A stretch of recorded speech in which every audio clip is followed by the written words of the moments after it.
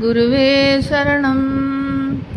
திரு அருட்பிரகாஷ் வள்ளலார் இயற்றிய அருட்பெரும் ஜோதி அகவலில் அண்டப்பகுதி 610வது பாடல் வரை. நாதமாம் பிரம்மமும் நாத கண்டங்களும் ஆதரம் வகுத்த அருட்பெரும் ஜோதி. பகற்பராசக்தியை பதியும் மண்டங்களை அகம்மர வகுத்த அருட்பெரும் ஜோதி.